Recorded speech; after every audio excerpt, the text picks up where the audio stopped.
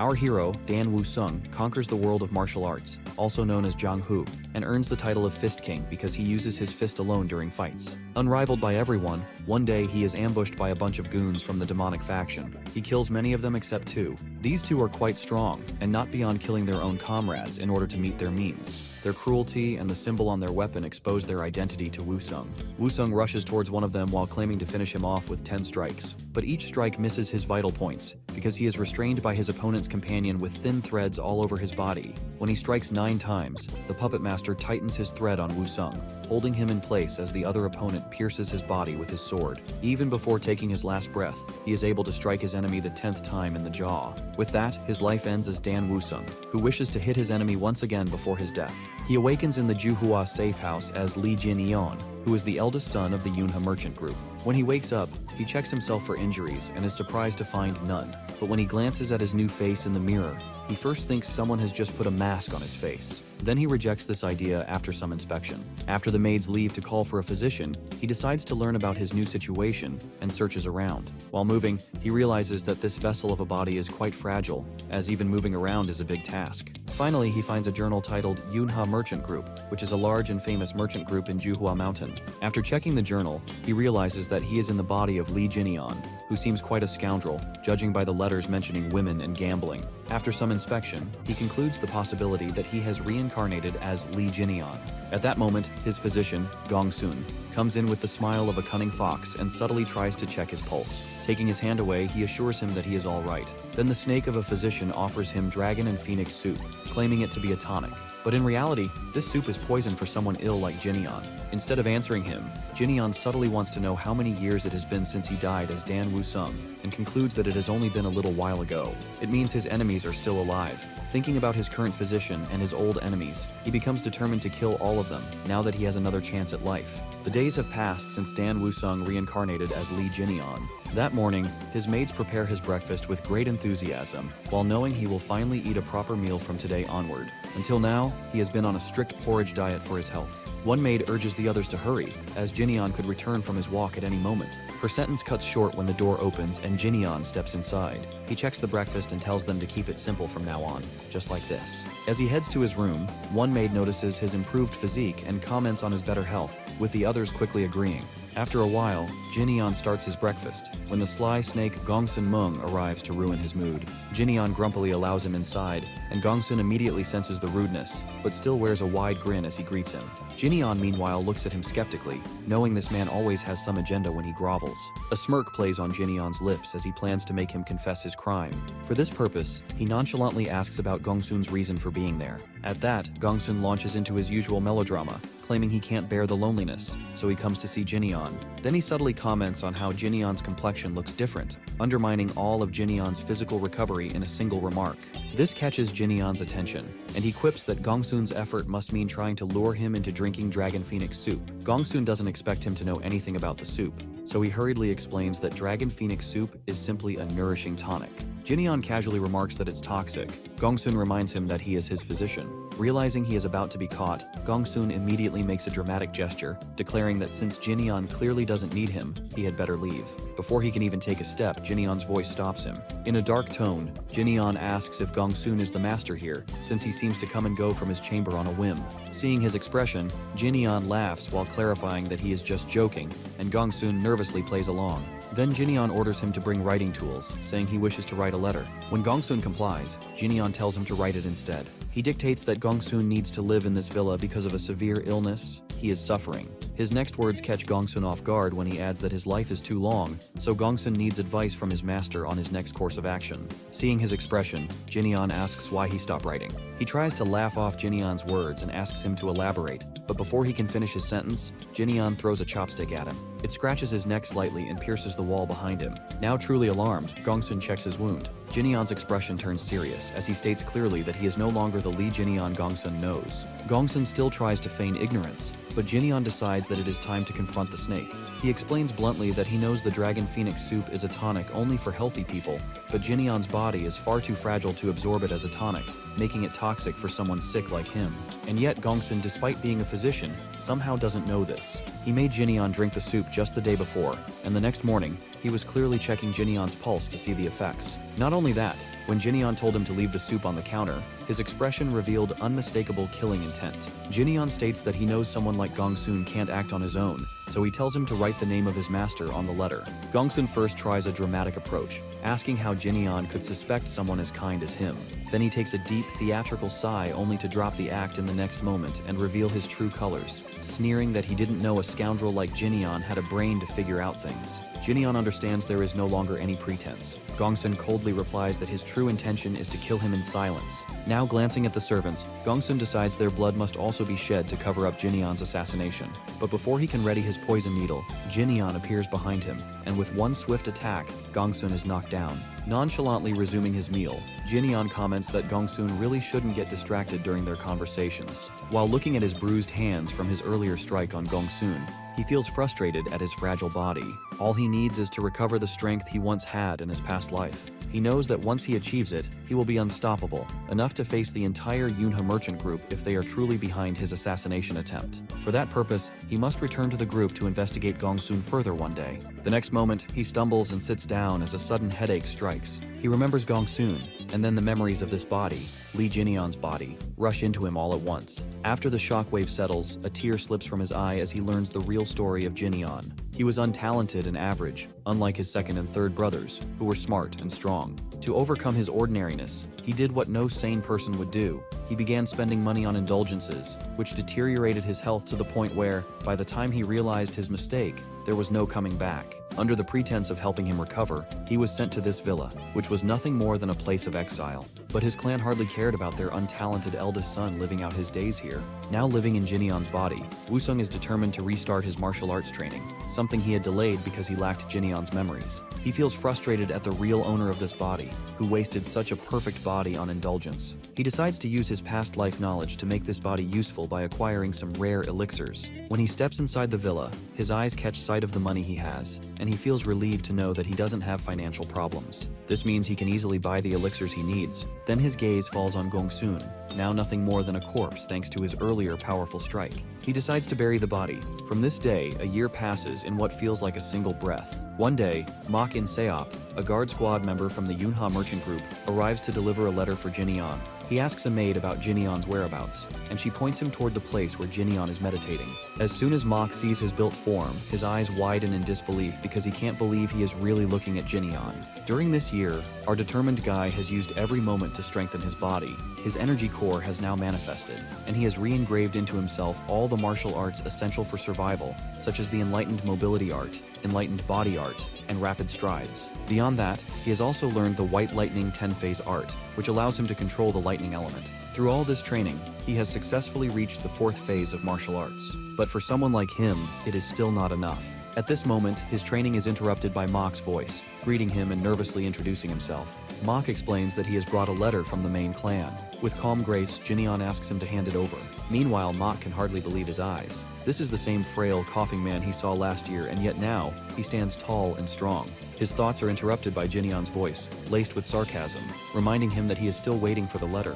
Coming out of his daze, both Jinyeon and Mok settle down as he reads the letter. It informs him of his father's ill health, which has left him bedridden, though no reason is given. Hearing this, Mok voices his suspicions about the Uang clan. This clan is nothing but a group of vultures who demand exorbitant fees from the Yunha merchant group under the pretense of providing protection. Over time, the payments have increased to the point where they can no longer be paid lightly. He asks whether the Uang clan has done anything significant to deserve such a raise in pay. This truly angers Mok, who vents his frustration at the group, saying they have done nothing to deserve it. He recalls the incident when the Yuna group faced the Little Deity sect, which tried to impose a large sum of tax on their trade. At that time, the Uang clan casually told the group they had nothing to do with them, except when they needed to meet for some serious discussion. Mok adds that even the guard captain can't take action because Uang Hu is associated with the group. This catches Jinyeon's attention, as he knows this name from his Jang Hu days. Uang Hu, a man quite famous there. Jinyeon now clearly sees the picture. Uang Hu is someone strong, taking advantage of his power to harass the Yunha merchant group, which he considers too weak to matter. At that moment, he decides that the issue will either end in death or he will personally teach Uang Hu a lesson. Mok is taken aback, but he goes on to mention another matter that has left Jinyeon's father bedridden. It turns out his younger brothers were foolish enough to start a sword duel in front of the entire Yunha merchant group. He can hardly believe their stupidity, realizing it angered their father so much that he fell ill from the stress. Mok tries to console him, saying the matter has nothing to do with him, but he cuts him off and stands up because he can no longer play a passive role. Mok is startled by his sudden resolve. Our boy then seriously tells Mok to keep the letter because he will see the situation for himself. When Mok returns to his squad, the first thing he does is relay the news to his comrades about how someone like Lee Jinian has become a martial artist. As soon as his companions hear this, they start laughing. Everyone has their own opinion on the matter. Some say he must be good in bed, while others comment that if someone like Jinian can become a martial artist, then they must be legendary martial artists themselves. One of his companions tells him to make a believable joke. For example, how the vice captain has finally found a lover. The said vice captain, Han Yeop, catches their conversation and becomes interested to know whether Jinian has truly regained his health after hitting the man who tried to move him. Then Han Yeop firmly states that Jinian has been a martial artist since childhood, thanks to the gifted body he possesses. Now Han asks the timing of Jinian's return. Mok shows his uncertainty about this matter, as he only mentioned that he is coming back. At that very moment, they hear the announcement regarding Jinian's arrival, and they understand it is now. Then Han asks his subordinates to go and greet their young master. They are not happy to hear this, so he sternly reminds them that he is their master no matter what. Meanwhile, Wusung, seeing the opulence of the Una merchant group's palace for the first time, is truly surprised by how rich it is. In his past life, he had only heard stories about this group, but now, seeing it up close, he realizes that Jinian is not just well off, he is bloody rich. He tells his maids to rest since he is going to visit his father. As he walks ahead, he is surprised by the silence, as no one bothers to greet him. His wish is soon fulfilled when a large number of guards greet him with their swords. Then Han greets him, commenting on how Jinian looks almost unrecognizable. He also expresses his delight at seeing him healthy. Han's subordinates assume he is merely flattering Jinian, believing Han has no pride, since in the past their master always insulted him for his consideration. At that moment, they are also bracing for a crude insult, but they are truly taken aback when Jinian greets them by commenting on how good of a welcome it is for someone troublesome like him. Seeing their shocked expressions, Mok insists that he has already told everyone Jinian has really changed. Noticing this, Han, who is escorting our boy to his father's chamber, has a soft expression on his face, and Jinian finally starts to feel like he is their ally instead of a hostile figure. When they enter, Han informs him that he has already told his father about his arrival, for which he thanks him. Their conversation is interrupted by the hand of his youngest brother, Jae-yeon, who greets him with a mocking comment while calling him a pervert. Seeing him like this, Jae-yeon remarks that he looks like a completely different person. When Jinian has the audacity to glare at him, Jae-yeon clenches his fist on his shoulder. Han, who has witnessed Jinian getting beaten by youngest brother in the past, doesn't want him to face the same treatment on his first day back.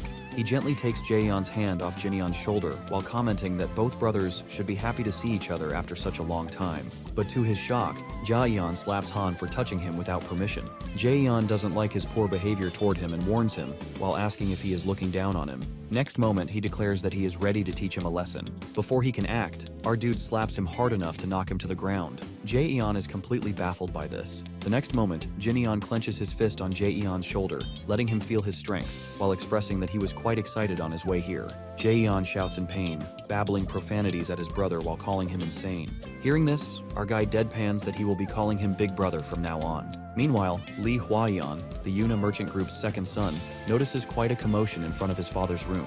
He asks Han about it, and the vice captain comments that there is an argument between his eldest and younger brothers. To hear this, Hwa-yeon immediately assumes it will be Jae-yeon harassing their eldest brother and rushes inside, worried about her big brother's ill condition. But he is startled to see it is actually Jinian, sternly warning his younger brother to be quiet when they are in front of their father's room. Then he notices middle brother presence. After a moment, Hwa-yeon settles in front of his eldest brother, who gives Jae-yeon a punishment to keep his hands in the air. Seeing him, Hwa-yeon feels relieved to see he is healthy. However, Jae-yeon is clearly unhappy with the situation. Jinian assures him that he is healthy now. Then he notices Hwa-yeon's injured fist and asks whether Jae-yeon did it. Hwa-yeon tries to brush off the question, but our boy furiously turns to his youngest brother and slaps him hard for raising his hand against his elder brother. Poor Jae-yeon has no choice but to comply if he doesn't want more beating. He can't believe he is the same weak Jinian who used to massage his shoulder because he was scared of getting another beating from his youngest brother. The scene brings a nervous happiness to Hwa-yeon's face, as he thinks about how Jinian is now beating Jae-yeon,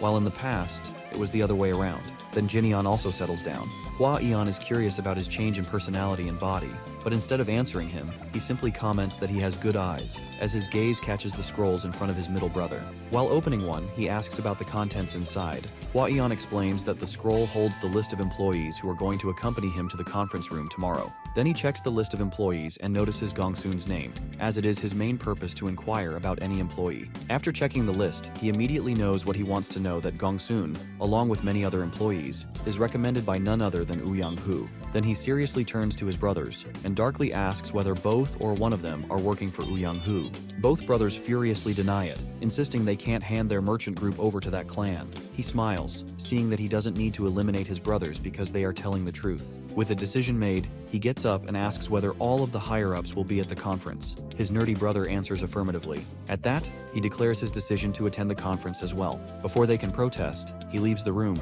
ignoring their objections. They are completely dumbfounded to see their brother's sudden change in personality. At that moment, Jaeyeon wishes to go to Juhua Mountain as well. Meanwhile, Jinyeon stands in front of his father's room and enters with his permission. His father, the merchant group leader Seongmin, notices him immediately. He asks about the commotion outside, but Jinyeon just brushes it off while sitting down. Then he mentions how he has heard rumors of his father being under stress. His father confirms it by adding that he is always under stress, but now his old body is not strong enough to withstand it. Then his father raises his hand to touch his son's face, feeling how healthy and changed he looks. He asks whether he is really Jinyeon. When his father expresses his happiness to see him well and touches him tenderly, something stirs inside him. As Woo-sung, he never knows the feeling of having a parent, but he knows how it feels to have a father. He remembers his father as someone strong and broad-built, but now, taking his hand in his own, he realizes how fragile his target has become. At that, he consoles him, saying he is going to get rid of all that has brought him to this condition. His father doesn't believe it, but he stresses that Seongmin doesn't need to worry about anything as he is the one to handle it. Seeing his determined expression, even his father starts to sweat. The next day, everyone gathers at the Yunha Merchant Group's conference room, where Hua Yan is briefing everyone. Uang Hu is also present there. His subordinates, who are wondering about him, immediately notice Jinyeon's presence. Uang assumes that Jinyeon has come here to solidify his position in the group. Meanwhile, after Hua Yan finishes his briefing, he asks whether anyone has any objections. Before he can proceed, Uang Hu raises his hand, saying he has a demand to make. He suggests a person who can serve as a guard for Jinyeon, as he currently doesn't have one. At that, a commotion stirs within the Yunha Merchant Group over this intrusion, as there are already plenty of employees recommended by Uang Hu. But the person who tries to speak against it is threatened by Uang Hu, which shuts him up. Then Uang Hu asks whether anyone has any objections to his suggestion. Everyone remains silent, too scared to speak. Just as he is about to proceed, our boy raises his hand to remind him that he does, in fact, have objections. He then seriously gives his own suggestion to fire the squad guard leader, Uang Hu. The Yunha Merchant Group members grow worried upon hearing this, while the Uang clan chuckles, assuming he must be joking, as Uang Hu is considered necessary for the Merchant Group's security. Uang Hu, however, is arrogant. He informs our boy that he has been bedridden for so long that he doesn't know he has no right to fire him. The next moment, Jinyeon does what no one expects. He punches the land so hard that it almost shakes the building. Then, deadpanning, he reminds this snake that despite Uyang's influence, he is forgetting that Jinyeon is the real master of the Yunha Merchant Group. A little while ago, he had already informed Hua Yan about his plan to fire Uang Hu.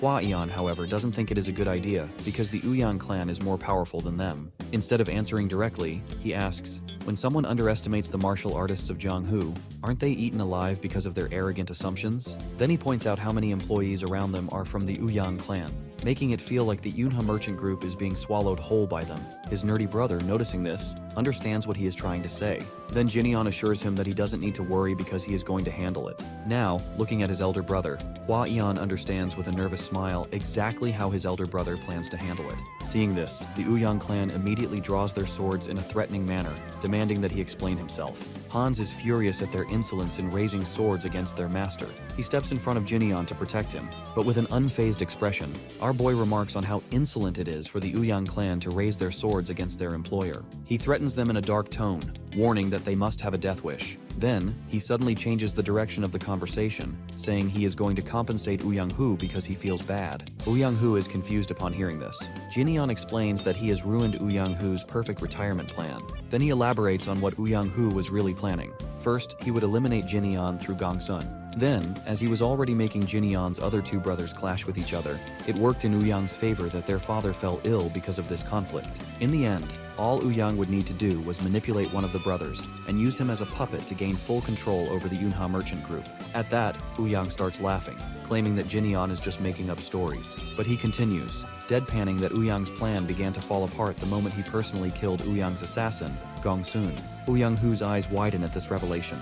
He can't believe what he has just heard. Our boy adds that he killed the poor assassin with one strike, giving him an easy death. Then he casually says that Uang Hu should put in more effort to make a proper plan if he wants to control the merchant group. Besides, he adds, he will also be charging him for the damages he has caused. Now Uyang has had enough of Jinyan's words. Furious, he raises his fist and threatens to kill him. Before he can even land a blow, Jinyan blocks his fist with his own. The moment their fists clash, Uang Hu senses a surge of lightning energy, making him realize that Jinyan has truly become a martial artist. Everyone around them is also shocked to witness the display of power from our dude. Jinyan, on the other hand, dramatically remarks that Uyang is attacking someone who has just finished recuperating. Then he declares that he will let it slide, because they are going to have an official duel. Someone announces the beginning of the official duel. Uang Hu asks whether that will be enough. With a cocky expression, he claims that they are going to duel until one of them is dead. After hearing this, Uang Hu calmly remarks that it seems Jinyan must have been trained under a good sect, judging by his efficiency and skill in martial arts.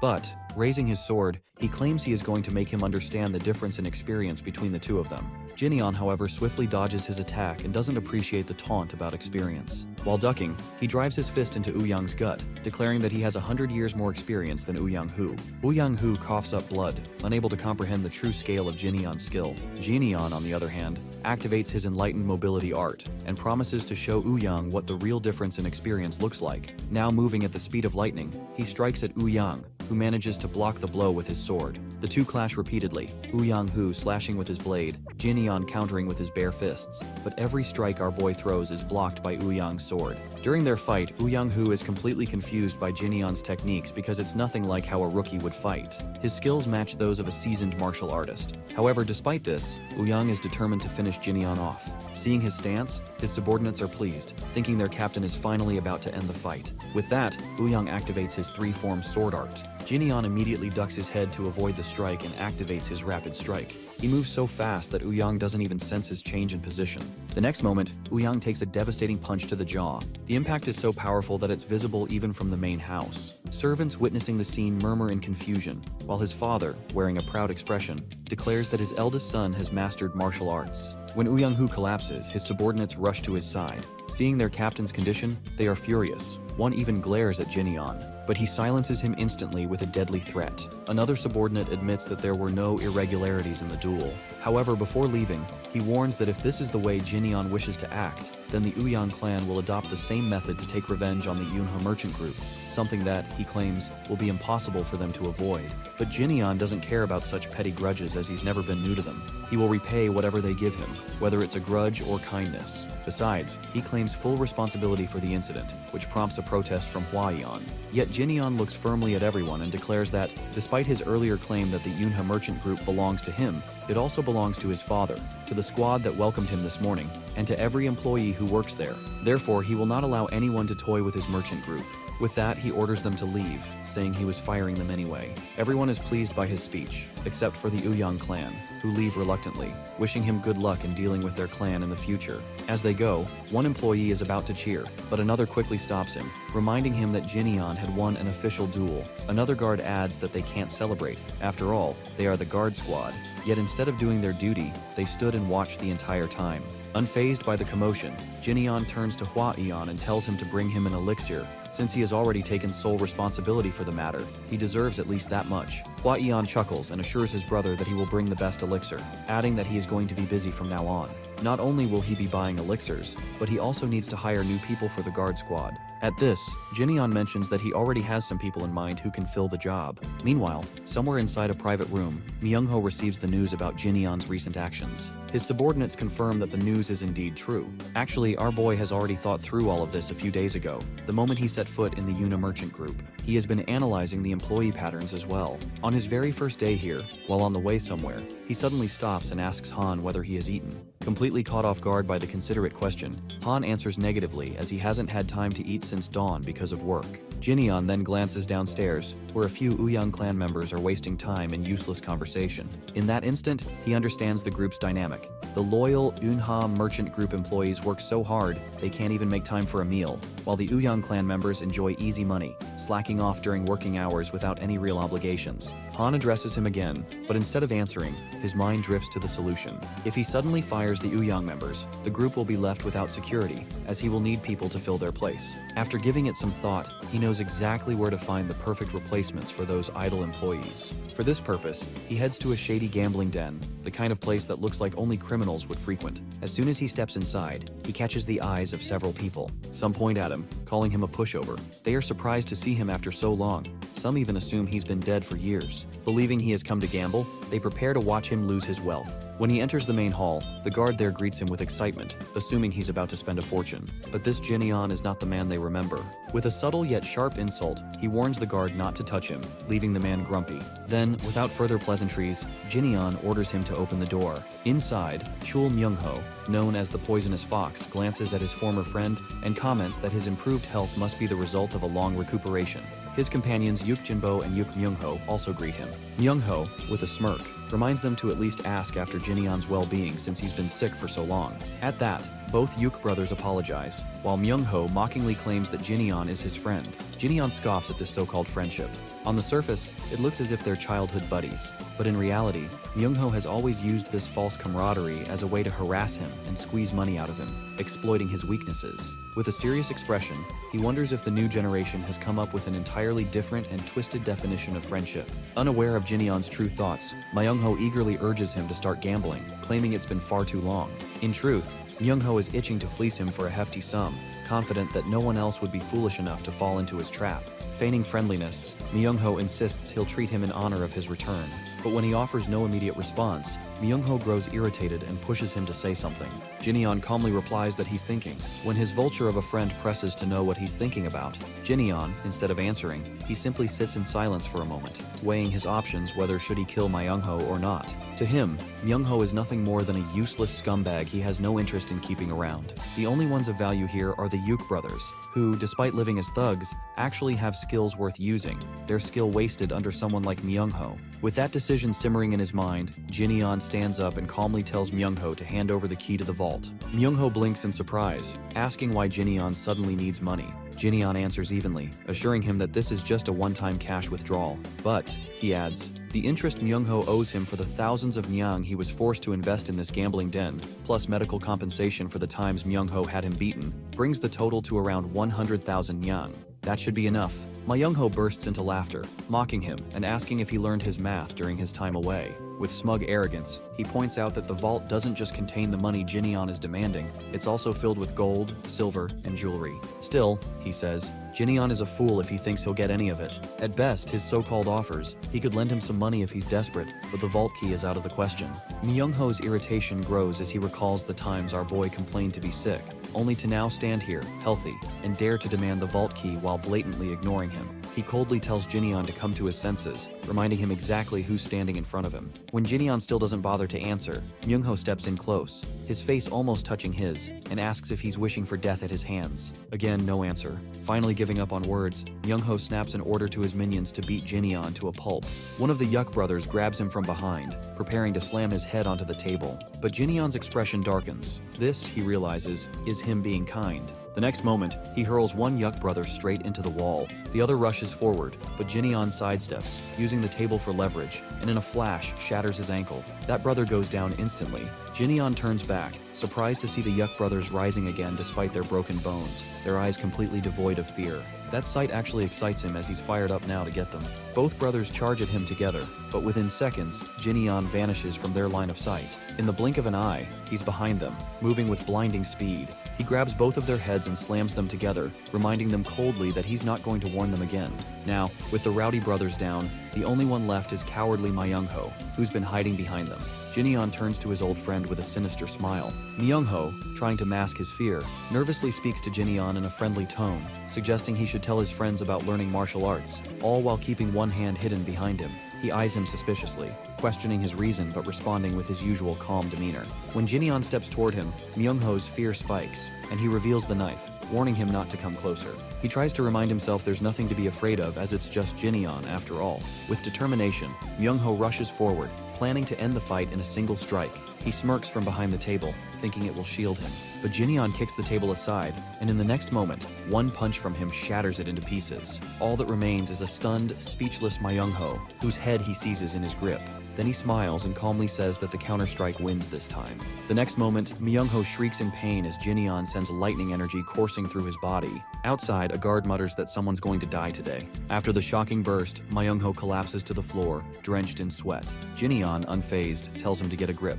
With difficulty, Myung-ho lifts his head, his eyes burning with humiliation as he wonders what Jin has been doing during his recuperation. The thought creeps in, whether Jin trained all this time just to take revenge on him. He tries to defend himself, thinking he hasn't been that bad to him. But recalling his past behavior toward Jin, the conclusion feels unavoidable. This is payback. Forcing a nervous smile, Myung-ho tells our boy to demand anything, except the vault key. That makes Jin pause. This is exactly what he wanted to hear. Myung-ho quickly reminds him that despite his bad behavior, they've been childhood friends, and he reluctantly plays along. Hearing this, Myung-ho's face brightens, and he immediately hugs a very irritated Jin, assuring him there will be no more beatings or harassment from now on. Jin doesn't buy it. He pushes him off, grimacing, and says his sweet words are making him sick. Despite his irritation, Myung-ho keeps talking, insisting they aren't just friends while he's promoting him to brother. He immediately turns to his minions and orders them to greet their big brother. Both of them obey without question, looking rather clueless. Inside, however, Myung-ho is smirking,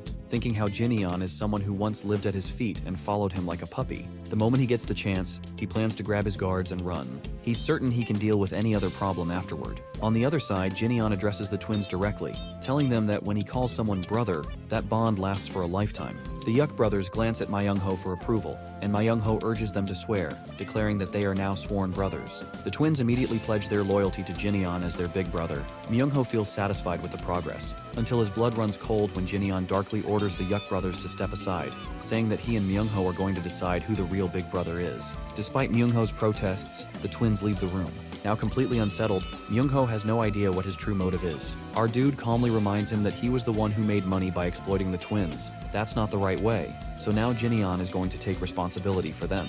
Knowing full well that the brothers are worth more than money, Myung-ho protests furiously, accusing Jin of not only beating him, but also trying to take the brothers away. He snarls that it would be better to kill him outright. As rude as the remark is, Jin decides to grant the sentiment by kicking Myung-ho in the jaw the next moment. He coldly tells him he's doing a great job and proceeds to use him as a punching bag until Myung-ho finally understands that Jin isn't bound by any reluctance to kill him. At last, Myung-ho mumbles that he'll give him what he wants, but Jin casually tells him to say it aloud. Defeated, Myung-ho finally agrees to hand over the key. Jin smirks and reminds Myung-ho that he should show that he's begging for his life. Myung-ho still has the audacity to scoff at the demand, mocking whether he should be more respectful instead. He learns his lesson quickly when Jin throws him aside, leaving him to wonder if he's gone insane. As soon as the Yuk brothers see him, they immediately turn to ask whether he's lost. With no choice left, Myung-ho confesses that he is lost and that from now on, they will be serving Jin.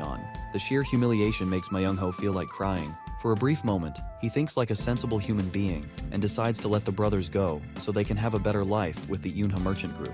But when both brothers look at each other and agree to serve Jin, Myung-ho's irritation flares again at what he sees as their ingratitude. After the matter is settled, Myung-ho storms out, irritated and muttering while complaining about never trusting black-haired people. As soon as those around him notice he's without the Yuk twins, they're ready to beat him now that his security is gone. Seeing the hostile faces surrounding him, Myung-ho's arrogance flares that he's still the poisonous fox, and he reminds them of it with a loud shout. He even has the guts to challenge them to come at him. The men take the bait, weapons in hand, their fury boiling over. Cursing his luck for leaving in this state, Myung-ho prepares for the worst, but before anyone reaches him, Jin steps in to defend him. Jin remarks how these vultures didn't dare approach Myung-ho when he was strong, yet now they're ready to devour him while he's vulnerable. He orders them to come for Myung-ho only when he's strong enough to fight back. Then he instructs the Yuk brothers to collect every valuable item.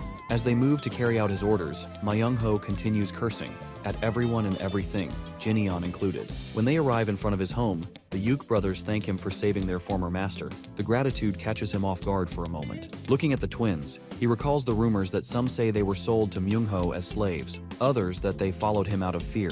Yet, seeing their genuine concern for Myungho, Jineon smiles softly to himself, realizing that understanding true human nature is far more complex than it seems. Meanwhile, from behind a pillar, someone watches carefully, making sure that Jineon is truly there. Now, in the present, things fall back into rhythm, but Jaeyeon is not happy with the progress. He is still grumbling about not having a quiet day until his big brother returns. He remembers the sudden appearance of money and jewels from the gambling den, along with the Uke brothers, and the thought makes him fume with resentment. The next moment, he sees a cart coming inside with new supplies. Hwayeon checks them carefully, instructing his servants to be cautious with the goods and leaving the cart there, explaining that the items are quite precious. Seeing this, Jaeyeon grows curious about the contents of the cart. His eyes brighten when he spots a 100-year tuber fleece flower, so rare that people line up since dawn just to gather one. He assumes it must have been brought in at his order. At that moment, their father steps outside. Hwayeon quickly rushes to him, reminding him that it is still too early for him to be out in his condition. Jaeyeon, however, is far more interested in finding out for whom his father brought so much elixir. He recalls that Jineon only needed one, so he is hopeful he might get at least one for himself. But his face pales when he hears that all of them are for Jineon. Their father explains that after what happened with the Uang clan, they cannot risk relying on a single elixir. Besides, it's not much, judging by the sheer amount of money they already wasted on the Uang clan and the Little Deity sect. So, after considering the matter, he sends letters to the heads of their local branch offices and some big names in the elixir industry, requesting high-quality elixir supplies. They agree to help, as their businesses are interconnected and suffer from each other's losses. At that, Han supports his decision to aid Jineon, trusting him to become a great martial artist. Seongmin thanks him for the support. Then, despite the disheartened face of his youngest son, he declares that he has finally found the perfect way to spend the money he has earned all his life. Jaeyeon is furious to learn all of this. He steps into his father's way and demands that he be given an elixir as well. His father looks at him for a moment and then asks if he really needs one. Jaeyeon becomes even more enraged at this, hearing only the constant praise of his eldest brother's name. He truly believes there is discrimination against him and cannot understand why someone like Jineon keeps getting this kind of attention. His question is answered not with words, but with our boy's actions. When he rushes past him at lightning speed, the force of his movement knocks Jaeyeon down as Lee passes, dragging a massive boulder on his back. Looking at his brother's determined, sweat-covered face, Jaeyeon concludes that someone like his eldest brother, who already has a strong build and innate confidence, is finally putting in the effort to make it work. He lies back on the ground with a sigh, then glances thoughtfully at his sword. After a while, encouraged by his brother's vigorous training, Jaeyeon begins practicing his sword art on a training dummy.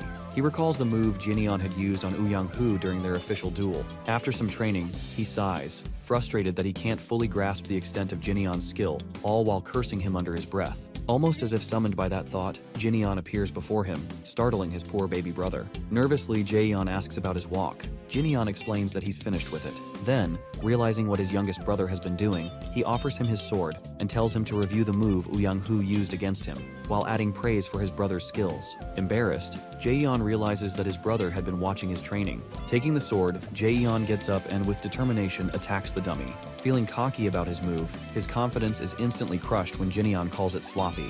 Jaeyeon, now irritated at his brother's sharp tongue, snaps back. But the next moment, Jineon's fist comes at him, only for Jaeyeon to block it at the last second with his sword.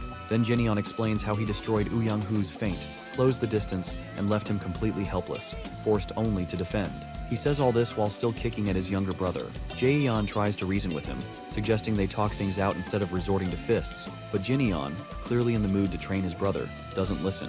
Left with no choice, Jaeyeon grabs his sword again and decides to go along with it. When he rushes forward to attack, he's stunned to see Jineon simply vanish. An instant later, Jineon ambushes him from behind, remarking that normal people show their true potential when they're cornered. With that, he draws back his fist to punch, but stops just short before it can hit Jaeyeon.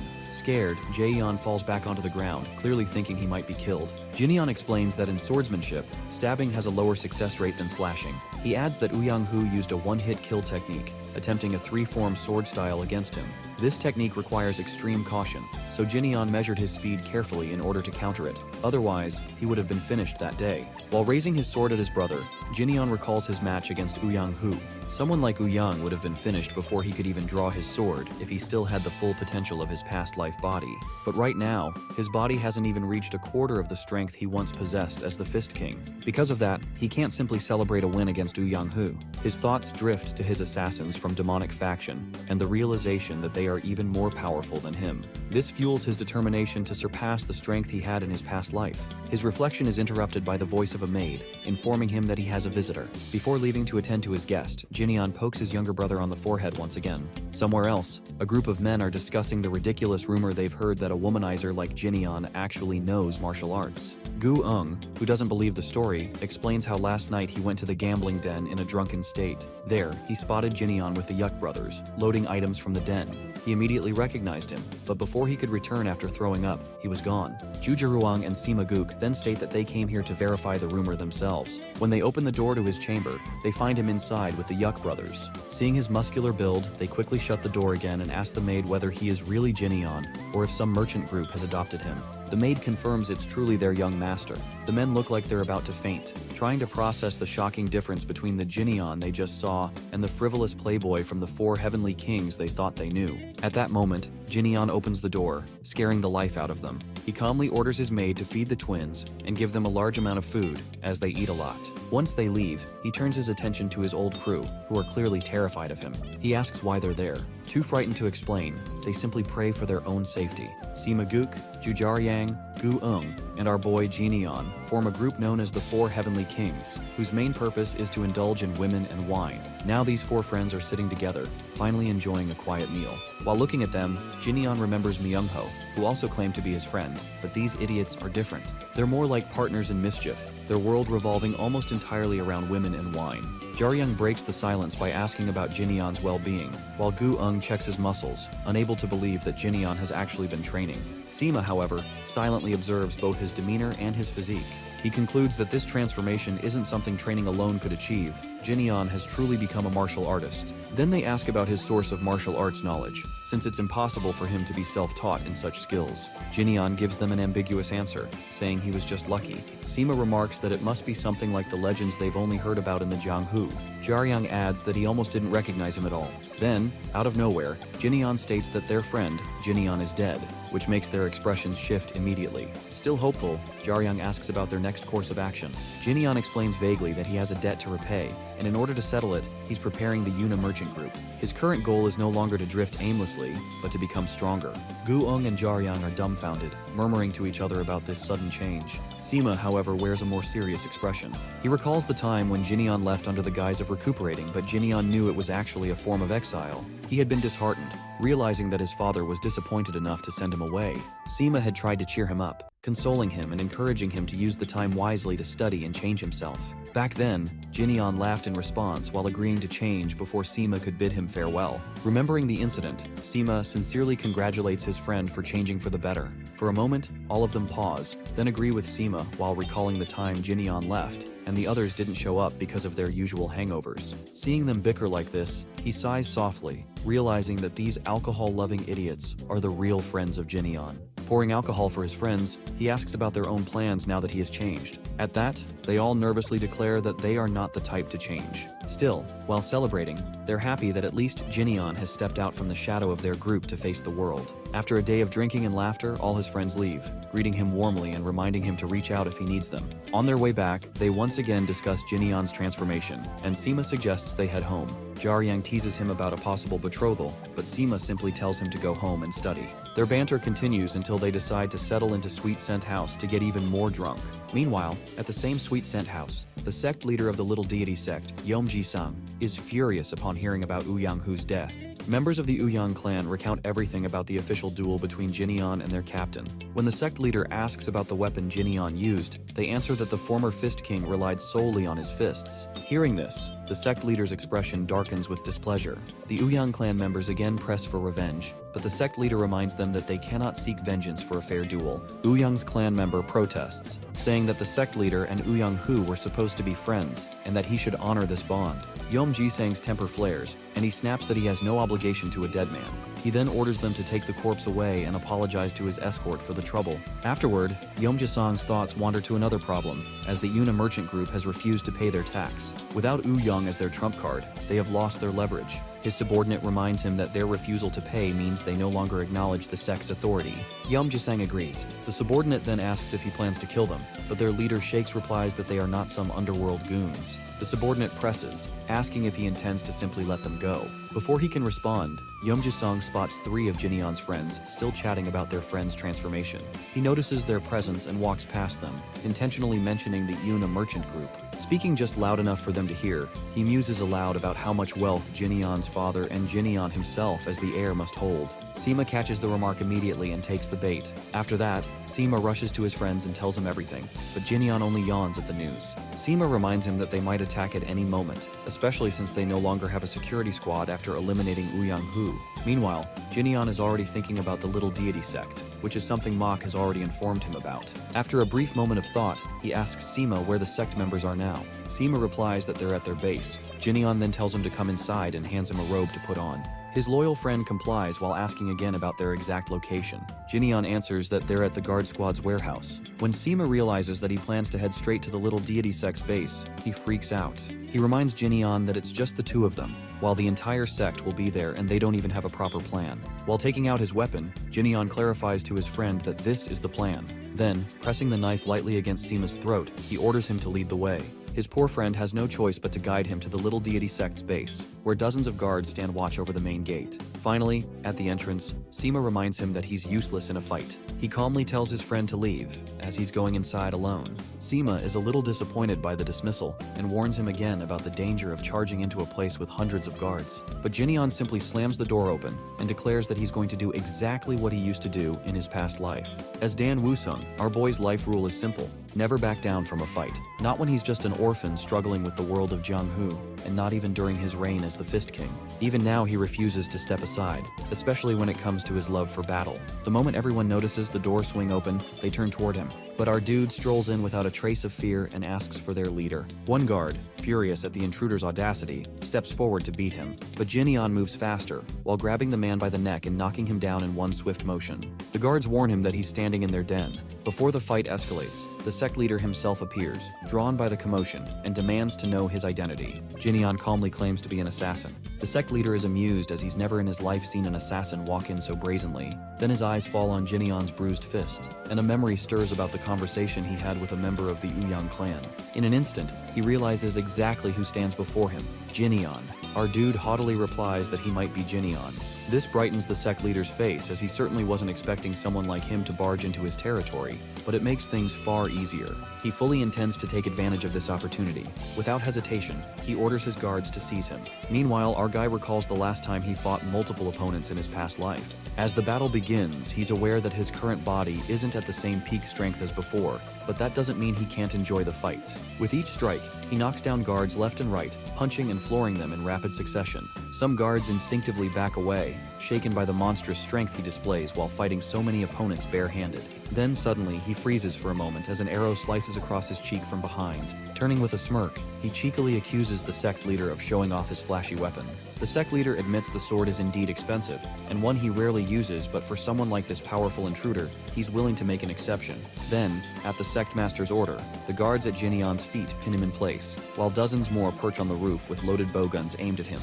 Our boy thinks with bitter irony, so the sect master doesn't even have the honor to fall alongside his own men. But suddenly, he hears Sima's voice calling out to him, followed by a knife sailing through the air. Jinyeon catches it mid-flight and in one smooth motion deflects all the incoming arrows. The force of the deflection also loosens the guard's grip on him. The sect leader stares in disbelief at what he's just witnessed. Our boy gives his loyal friend a thumbs up, then turns back to the fight. He hurls the blade toward the sect leader, the edge grazing past the man's neck. In a dark tone, he declares that the sect leader is the only exception for whom he's willing to use a blade instead of his fist. Now desperate, the sect leader orders his subordinates to kill him. But before he can react, our boy is already upon him, fists ready. The cowardly leader doesn't hesitate to use his own lover as a human shield. In a swift, controlled strike, Jinyan punches the man while simultaneously pulling the woman to safety. He tells her to leave, then turns his gaze back to the sect leader, now cowering like a cornered animal. Just like every other opponent Jinyan has faced, this man realizes he can't possibly be the heir of the Yuna merchant group. Only a professional martial artist could fight like this. To save his life, the sect leader offers Jinyan a generous sum of money. Before the man can even finish his sentence, our boy slams a fist into him, knocking him to the ground. With cold finality, Jinyan declares that he doesn't need money from someone who values it more than human life.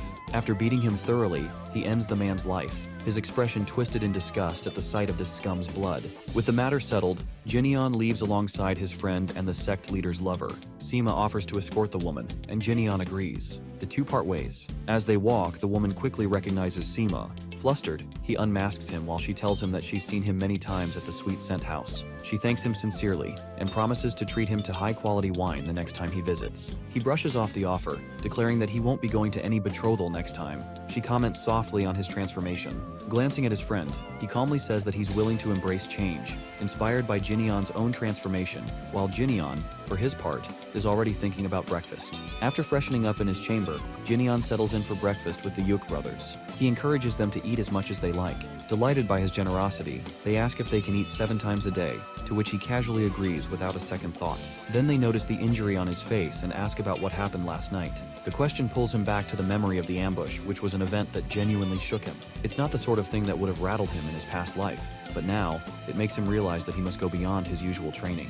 He needs to keep pushing himself, both to prepare for revenge against the demonic faction and to keep strengthening the Yuna merchant group. At that moment, he's informed about receiving a parcel. Opening it, he finds a letter from Uang in the box. The letter jokingly praises him for improving while pointing out that he only had 1 drink last night. In truth, Uang had gone to deliver something on his father's request but forgot about it, so now he's sending it over instead. He ends the letter by bidding Jinyan farewell and reminding him to get stronger for the sake of their scoundrel group. When Jinyan opens the box, he finds several century-old tuber fleece flower roots. He is amazed to realize that these herbs might be nearly 5 centuries old. This means they can help him raise his lightning 10-phase art to the 5th phase. Then he checks another pouch with a box inside. Inside, he finds a letter from the Taiho merchant group addressed to his father as a token of friendship. He concludes that his father must have used his connections to ask the Taiho merchant group, which is one of the richest in the Central Plains, to deliver these precious items. When he opens the box, his eyes widen at the sight of azurite essence, which is a treasure trove for martial artists. It is second only to the legendary natural wineberry,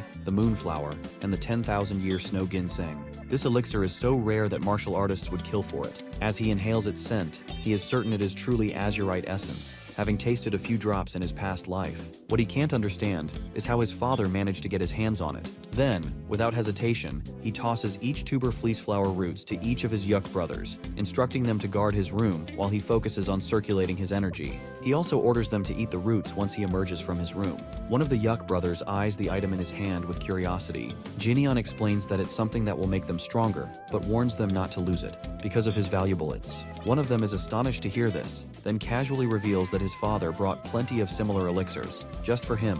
Jinyan sighs, finally understanding that it all comes down to money. After consuming the rooty, Jinyan sits cross-legged in his room, meditating and gathering energy for the next 2 hours. The taste is bitter, but he thinks that's what makes it so much like martial arts itself, painful yet rewarding. Soon he feels heat surging into his core from the elixir, and he's relieved that he has been training the vessel of this new body. But suddenly, a burning pain erupts through every part of him. He tries to suppress it, but it grows more and more unbearable. Gritting his teeth, he decides to tackle it head-on, channeling his energy to subdue it. After several agonizing seconds, he finally breathes a sigh of relief as the pain fades and his core begins to cool down. Then he uses his lightning art, a triumphant smile on his face as he realizes he has reached the 5th phase. Looking at his body, he notices that he reeks of alcohol, thanks to his body's old owner's alcoholism. With a smile, he bids the old Jinyan goodbye. Now it's time to attempt the azurite essence, which is not an easy process. Most bodies scatter like a sand cup in the furnace under its effect, but he knows he has to endure it. In the next moment, he senses the spirit energy of the essence surrounding him, as if testing him. At first, he decides to suppress his greed for power, but then he changes his mind and pushes against the energy, determined to surpass it and become insanely strong. 7 days pass while he remains confined in his room, working with the energy. energy. His nerdy younger brother grows worried about him. He is stopped by Yuck brother, who reminds him that their master strictly forbids anyone from entering the room. Before the nerdy brother can say anything, a large explosion erupts from his room, and he stands there like a ghost, eyes blazing with purple lightning. The Yuck brothers are stunned by the sight, but Huayan, the smartest among them, immediately recognizes it as the infamous energy deviation by the stench in the air. They rush to him as he collapses on the floor. The Yuck brothers try desperately to wake him up.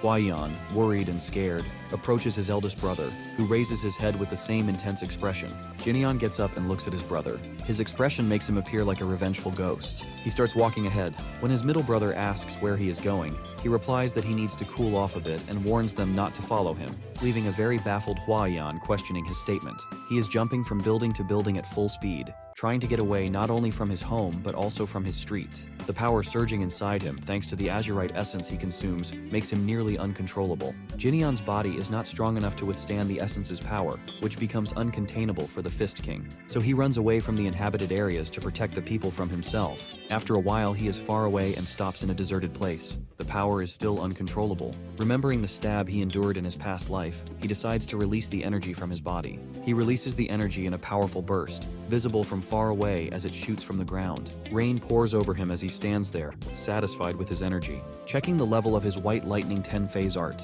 he grins, realizing that he has reached the 8th phase because of this energy. When he gets back to the town, his clothes are torn from the energy he released. Noticing the stares of the people around him, he buys some clothes. When he asks the shopkeeper about the price, the man refuses to take money, recognizing him as the one who defeated the rowdy groups like the Uang clan and the Little Deity sect, scaring off the other thugs. He points to his kids, saying they come here after this, so it's a token of gratitude from him. The kids also offer him an umbrella, and with a smile, he finally accepts their gratitude. Outside, he looks at the peaceful faces of the people around him and realizes the shopkeeper was right. He never truly understood the impact his fight had on others, but remembering the shopkeeper's words and the smiles of the people, he feels a strange feeling that he likes. Suddenly, the peace is broken by loud shouting. He looks ahead and sees some people chasing Myung-ho. His chameleon friend immediately greets him with a smile. Looking at his enemy, he dryly comments on his busy life. Meanwhile, at the palace of Moyong-chan, the Emperor Assembly holds a meeting. The conversation is led by the Dako clan leader, Doko Mayong, who praises Moyong-bin for his great work in gathering all the leaders of the Emperor Assembly groups. Moyong-bin brushes off the gratitude and approaches the leader of the Uyang clan, Uyang Sayeng, regarding the death of Uyang Hu at the hands of our hero. The Uyang patriarch is quite embarrassed to hear it, especially when Moyong-bin mentions that Uyang Hu was a pro-martial artist who often got into trouble with the Yunha merchant group. Now, the head of the Emperor Assembly and the leader of the Namgong clan laugh at him. Uyang Hu had also held the title of one of the strongest martial artists, yet they find it ridiculous that someone like him was defeated by a mere member of a merchant group. The leader of the Uyang clan tries to reason that Uyang Hu had already been banished from the clan, but he darkly expresses his intent to teach Jinian a lesson, to make him recognize the supremacy of his clan. On the other side, our dude and his self-centered friend are being chased by the Crimson Reaper Alliance group. They demand that he hand over Myung-ho, who informed Jinian about these wannabe kings in the downtown district. Myung-ho explains that these people stole the books he had for his auction business. He then asks his former friends about his hand's condition. Showing his bruised hands, Myung-ho jokes that he can hear them. Seeing this, he turns to the underworld goons and asks them to return Myung-ho once his hands are fully healed. Everyone starts mocking the sanity of our dude, casually talking to them like this. But when Jinian doesn't react to their mocking, they realize he is not an ordinary guy, that he carries an oppressive aura. Still, they are angry and decide to beat him. One of the punks stops the others and comes forward. He asks Jinian if he really knows their true identity. The next moment, he is about to threaten our dude, but he doesn't get a chance to finish his sentence before a hard poke from Jinian sends him crashing into a wall far away. Everyone is shocked to see it. Unfazed by their expressions, Jinian casually tells them to get lost, saying it's time he eats something. Otherwise, he might kill them out of hunger. It's better for them to come another time. He even adds that either he or Myung-ho will find them for their fight later. Finally, the Crimson Reaper gang understands and bids them goodbye for now. Now Myung-ho has the audacity to ask him to buy him something, especially noodles. He even mentions that when Jinian beat him last time, he almost died because he was starving, and rambles on about the importance of food for his recovery. Finally, Jinian tells him to shut up, saying he should just ask him without adding too much. Then they head to Jinpyong's place to eat noodles. Myung-ho is quite happy to have a full meal, but then he notices a change in his friend's eating habits, as he was someone who used to eat so little now eats like they've been starving for days. He lectures them a little on the natural course of change and then orders 4 bowls for his friends. The conversation shifts to the Yuck twins, as our boy informs Myung-ho that they are doing fine and usually training at his place. Myung-ho comments on their gluttonous eating habits, which take a big dent out of his expenses when they are with him. Jin-yeon casually reminds him that he is wealthy enough. His former friends irritatingly retort that he loots his money as well. The conversation then changes as Ming-ho becomes interested in Jin-yeon's source of martial arts knowledge. His friend presses for a reason. Myung-ho casually answers that he wants to defeat the Crimson Reaper gang, and martial arts can be quite helpful for him. In this regard, he also shares information about the gang leader, who has hundreds of subordinates. Wherever they fight, there are so many of them, though they run away when necessary. At that, Jin-yeon offers to train him personally, which Myung-ho immediately agrees to. He promises to follow every instruction, which Myung-ho takes seriously, as he is not called Poisonous Fox for nothing. The next moment, he surprises his greedy ex-friend by demanding him to bow to him. Myung-ho is quite embarrassed, but he still bows. Then he raises himself, while complaining about Jin-yeon better teach him after this. The next moment, our boy opens his umbrella and demonstrates how to swing his wrist for a sword move. This angers his former friend, as he just bowed while complaining about how he was going to dump trash on his merchant group gate. But the next moment, he is hit by the same umbrella as Jin-yeon instructs him to hold it with one hand and swing it the same way he demonstrates. He must do this with the borrowed umbrella hundreds of thousands of times before coming back to find him. Myung-ho hesitates, unsure if he can really repeat this stunt that many times. While taunting him with his title, Jin-yeon tells him to give up on learning martial arts if he can't do it. Myung-ho remains hesitant even after the warning. Our dude decides to give his former friend a reality check. He grabs his collar and reminds him that killing someone is not child's play. The umbrella swinging exercise will train his arms so he can kill dozens of Crimson Reaper gang members with a wooden sword, yet so far, he has only been running scared from them. Then he deadpans that someone pitiful like him might as well just die. Myung-ho nervously replies that he doesn't want to die. Calmly, Jin-yeon asks him to choose whether he wants to become a person worth the title of Poisonous Fox, or stay like a cowardly rat. For a moment, his former friend remains silent. Then he finally asks to borrow the umbrella and leaves with it. After paying for him and sending off his friend, Jin-yeon ponders over what he said and wonders whether Myung-ho will stick with the training or not. His thoughts then turn to the Crimson Reaper Alliance gang, and he decides to keep his promise to track them down. Meanwhile, at the base of the Passion House, the leader is furious, beating some of his subordinates while others quiver at what is happening. He demands to know their reason for letting Myung-ho go. After learning everything, the gang leader contemplates, but he can't digest the fact that a merchant group's son stands against his rowdy underworld minions. One of his subordinates explains that Jin-yeon is not just someone claiming to be a master in martial arts. Some even say he is the strongest person in the Yanghua region, but seeing their master's expression, he doesn't finish his sentence. The leader then orders the others back to the group tasked with finding both of them. He deadpans that he wants both Myung-ho and Jin-yeon dead. Meanwhile, our boy is also learning about the Crimson Reaper Alliance and its leader. One of the Uang brothers informs him that the gang is infamous for tearing apart their opponents. Up until now, they have killed many prominent leaders of different sects, such as the Napio sect, the Horn sect, and so on.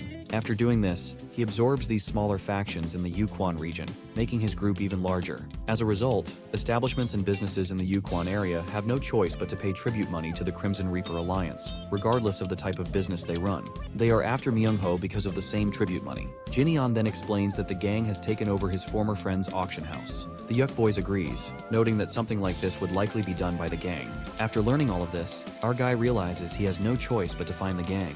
Otherwise, his merchant group will be dragged into the mess once they learn his identity. While at the Yukon shopping district, inside the Passion House, the madam is instructing her subordinates when they suddenly hear a loud shriek. They immediately rush to the girl. One of the escorts informs her that the girl is with the leader of the Crimson Reaper Alliance, but then they grow worried about another girl who is still inside with the leader. Seeing the girl's condition, the madam tells her subordinate to escort her to her room and let her rest, while she checks on the new guest. Meanwhile, the subordinates are instructed not to disturb the leader of the Crimson Reaper. Jang then approaches her new guest, who is none other than our boy. She tries to flatter him, but he directly asks about the Crimson Reaper leader. Jang asks if he has an appointment. He even asks if he will find the leader upstairs. Jang hesitates, wondering about his identity, but admits anyway that the leader is upstairs. As he heads upstairs, he warns her to evacuate the others, as he is going to meet the leader. Seeing that the other girl is still inside, she tries to warn him about the leader's immense strength. However, our boy is unfazed as he moves ahead. In front of the leader's group, the guards warn him that this is a restricted area, but he keeps going. When a guard tries to stop him, he simply throws him behind like he is nothing. The other guards of the Crimson Reaper Alliance prepare to fight, asking whether our oblivious boy even knows who they are. He calmly asks again about the whereabouts of their leader. It seems everyone around is part of the Crimson Reaper Alliance, as a large number of men hurry toward him with the clear intent to kill. Jinyan, on the other hand, calmly tells them that he also intends to kill them. One of them comes at him with a sword, but he grabs the man's head and throws him away. Another goon rushes at him, but he dodges the attack and kills him with his own weapon. He then rips open the door of one room, but it's not the right one. He wonders aloud whether he needs to destroy the doors of every room in order to find the leader.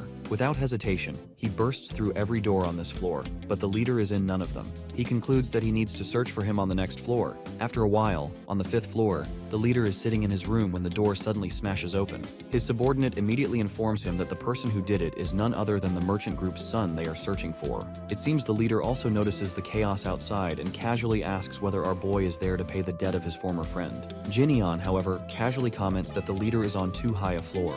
The leader asks whether he is afraid to climb higher while fighting the welcome party of his subordinates. Our boy moves ahead, calmly telling him that it's his specialty to perform these kinds of stunts. When he comes face to face with the leader, the rowdy man looks like a giant compared to him. The so-called giant notices the height difference and grins, declaring that his specialty is looking down on others. Looking at his haughty expression, Jinyan knows that he is the typical kind of underworld thug, bad enough that he doesn't feel guilty about beating him up. This is exactly why he likes these kinds of punks. In the next moment, he notices a girl behind the leader, clearly bleeding. The leader follows his gaze and grins, haughtily declaring that he couldn't control his strength. Our boy is beyond furious at a person who has no conscience and likely never will. He asks the leader to let the girl go, all while pondering the way he will kill him. Noticing the fire in his eyes, the leader claims that anyone who comes to finish him off has the same intense gaze, but in the end, he rips them apart with his own hands. Meanwhile, people outside scramble to escape the impending danger. One of the members shouts that a crazy person is trying to crash the Passion House. It seems that this crazy person is not our boy, but his so-called childhood friend, who is swinging his umbrella and driving everyone away.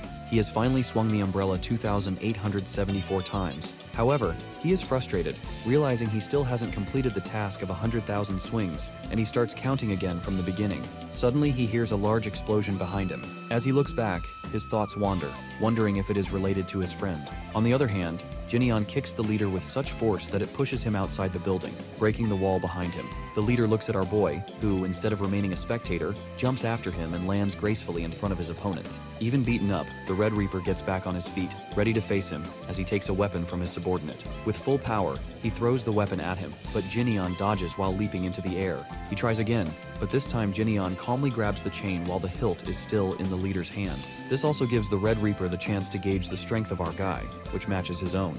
So, he releases the weapon and rushes toward him in order to finish him off with his rebound force. He is sure that Jinyan won't be able to block this attack. Looking at the style, our sharp boy immediately recognizes it as the meteor hammer and fist technique. He also observes that this person must have been taught by some traditional martial artist, judging by his clean fighting style. However, the leader underestimates him.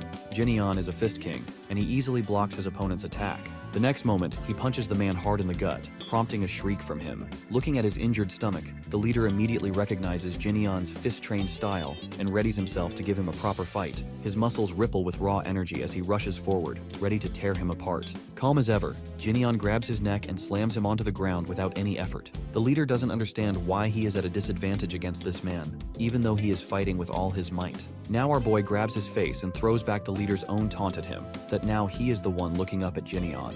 He then begins the second stage of his white lightning art, while still holding the leader's face, who is now screaming in pain. With each passing moment, he increases the stage to the next level until he is using the 5th phase. The Crimson Reaper Alliance lackeys, watching their boss writhing and hearing his cries, wonder whether they should step in to help him, though their faces clearly show the fear holding them back. One of them recognizes the technique of the White Lightning 10-stage art. When Jinyan finishes, everyone is overwhelmed to see nothing but ashes where their leader once stood. Rising to his feet, he looks coldly at the Crimson Reaper group and asks who gave them the right to collect taxes and tribute money from the hard-earned wages of weak people. Then he challenges them. If they want to flaunt their strength, they should come to him first. He warns that they will meet the same end as their boss. Meanwhile, the Crimson Reaper Alliance is fired up, while thinking that since he is only one man, they might be able to kill him anyway. Then Myung-ho, looking at him, wonders aloud that if the Red Reaper is dead, they might not need to pay tribute anymore. The man beside him comments that Jinyan might start demanding tribute money instead, but Myung-ho immediately denies it, defending his childhood friend. He knows that his friend already has enough money to never stoop to such means. Then he starts counting his umbrella swings once again, which prompts a passerby to comment on his antics, calling him crazy. With each strike, Myung-ho swings his umbrella. He recalls the time when Jin-yeon asked him whether he truly wanted to be a rat or a poisonous fox, like he claimed to be. He knows that every person has a spark in their heart to do something, and it is his own responsibility to nurture that spark. He understands that his friend wants to be strong to the extent that it borders on madness. But suddenly he stops, looking at his friend fighting the Crimson Reaper goons, and declares that he is the poisonous fox, not a cowardly rat. After dealing with the Crimson Reaper alliance, Jin-yeon doesn't even wash the blood from his clothes when his concerned nerdy brother shows up at his door. He makes an excuse that he was out for a drink. His middle brother has come for some advice on some matter, but the concerned one wants answers about the blood. Our boy consoles him, while explaining that it's not his, which his brother has already guessed. Then Hwa-eon finally gets to the point that he came here because he wants to send the merchant groups something as a token of their gratitude for providing such precious elixirs. First, he wants to send something to Taiho Merchant Group, but wants to know how much the medicine they send is worth. At that, Jin-yeon remembers that the said group is the one who sent the azurite essence, and answers that the value is so high that someone like him cannot even measure its worth. His brother is baffled, unable to comprehend what could possibly be given for something so valuable. Jin-yeon believes that sending goods or money is not a good idea. To his brother's surprise, he proposes forming a merchant alliance instead. He further explains that besides big names like Taiho, there are also smaller groups like the West Escort Establishment that don't have any official form of protection. An alliance like this would be a good way to repay them by offering protection. Hwa-eon is hesitant, feeling it seems bigger than what they can handle. Jin-yeon advises him to start small. Just include Taiho Merchant Group and the West Wind Escort Establishment for now as a way of repayment. The nerdy brother, already busy planning, wants to know the rules and membership fees. Jin-yeon tells him not to charge any fees for now and to keep the rules simple. His brother wants to know about the purpose of the alliance. At that, he remembers the words of the escort establishment representative who had asked for his protection after he drove out 2 gangster organizations from that town. So he states that their purpose is to protect the lives of merchants. Besides, he wants to form a proper line of communication so they can reach him in dire situations. His brother points out that conditions may arise which even big groups like Taiho Merchant Group cannot handle. For example, if someone from the underworld of Jang-hu harasses them, what kind of action would he take? He states firmly that he will personally handle such matters, which makes his brother hesitant. But he explains that since the merchants gave him medicine that made him stronger, he can do this much for them in return. Then comes the issue of naming the alliance. Hwa-eon suggests calling it the Great Merchant Alliance, but he refuses, not wanting it to sound like the Crimson Reaper Alliance, and corrects it to the Great Merchant Association. At that point, Hwa-eon also reminds him that ever since his scoundrel brother came back, his workload has increased. He apologizes, but Hwa-eon brushes it off with a smile, saying it's better for merchants to keep themselves busy. At that moment, one of their subordinates comes shouting that a new problem has arisen. When asked, he reveals in a panic that Lord Uang and his disciples have personally come. Meanwhile, the said group is sitting in the main hall of the merchant group. Lord Uang is still furious about the humiliation he received during the Rulers Association meeting, so he emphasizes to his disciples that each of them must take turns fighting Jin-yeon, because he wants to give him a painful death. Besides, their family name cannot be restored with just one victory. All of them comply immediately. Then Shin Sobaek asks whether his 2 companions are going to use weapons, since he is going with a bare-handed fight. Uyang Myung agrees to use his fists as well, but Woon is not as confident and intends to use his sword. His brother mocks him for this, but Woon reasons that Jin-yeon is someone who has defeated someone like Uyang-hu, who had plenty of experience in Jang-hu.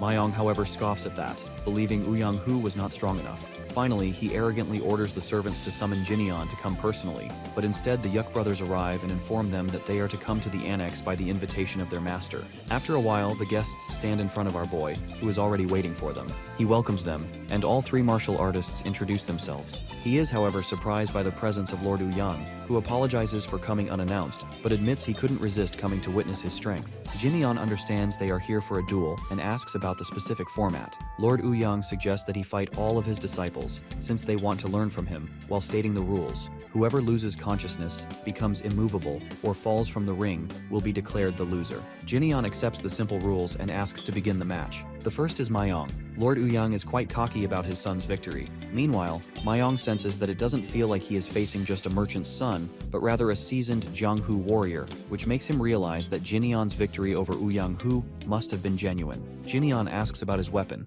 but before Myong can even finish his haughty reply, he receives a hard punch from Jin-yeon that sends him crashing against the far wall. The cup in Lord Uyang's hand crushes from the shock. Jin-yeon calmly reminds him that he can draw a sword if given the chance, then challenges the next opponent to step forward. Then Woon decides to go next and asks Shin to take care of his brother, which Shin agrees to. Once he stands in front of our boy, Woon is ready to unleash all his power and techniques, and Jinyeon wants him to do so in order to have a good match. With that, the match begins. Without wasting any time, Woon draws his sword. With a swift motion, he rushes toward our dude, trying to strike him, but Jinyeon easily dodges. At the same time, he notices that Woon is indeed a fine swordsman. However, Jinyeon is sharper, as he begins making his moves after carefully observing the pattern of Woon's swordsmanship while dodging. That is why he can now evade every strike with just his bare hands. Now it's time for Jinyeon to go on the offensive. He starts with the 5th phase of his lightning art and lowers his energy level to the 3rd phase. Woon braces himself, trying to block the attack with a sword swing. In the next moment, Jinyeon sends a lightning roar attack straight at him, knocking his opponent down with a single strike. Shin doesn't believe it. Myung suggests that they should stop the duel because if all 3 of them are defeated, it will bring even more shame. However, Shin is not willing to back away from the opportunity to fight someone who uses only bare fists, since he himself has trained in palm strike techniques. He requests to spar with our boy. Seeing his fists, Jinyeon becomes genuinely excited to fight someone with real skill. With that, both fistmasters clash. The clash continues for a while, with Shin striking and Jinyeon dodging, but Shin grows annoyed that Jinyeon has only been defending until now. Determined, he decides to unleash his ultimate attack and see how Jinyeon will block it. He unleashes his whirlwind wheel-crushing palm strike, creating a small tornado surging toward Jinyeon, who grins at the impressive move. However, he remarks that it is too big. Calmly, he grabs Shin's foot firmly, making him shout in pain, and then throws him hard onto the ground, commenting that he got a good duel. Myung is sulking because they don't gain anything good from this defeat. Seeing the displeased face of Lord Uang, Jinyeon doesn't understand the reason behind it. Meanwhile, Lord Uang is trembling with anger because he realizes that Jinyeon is truly undefeated,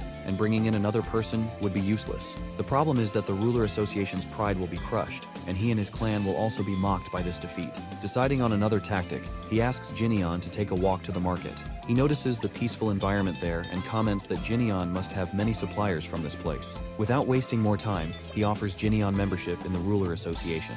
He explains that Jinyeon doesn't need to enroll his whole merchant group as he can join as an individual, and his merchant group will still be protected. Jinyeon is taken aback by the offer, knowing that this association already includes the names of great clans. But he raises the issue that the Ruler Association is forged from clans who left the Murim alliance, which was once composed of the 9 great sects. Lord Uang confirms it while making the excuse that they are just friendly rivals of the Murim alliance. Jinyeon thinks about the information he received that the Uang clan only recently joined the association and now wants to save their reputation after the defeat. Lord Uang also confirms his suspicion by admitting that his subordinate, Uang Hu, was spreading strange rumors about Jinyeon, which badly affected the clan reputation, though he himself has nothing against him. That is why he wants Jinyeon to join the Ruler Association, to save face. This, he believes, is his best chance to show his association that someone like Jinyeon is under him. Jinyeon asks what will happen if he refuses. Lord Uang points out that he won't lose anything by joining it, and as a merchant's son, he should understand that. Jinyeon retorts that he has nothing to do with an ordinary martial arts group when he doesn't lack money.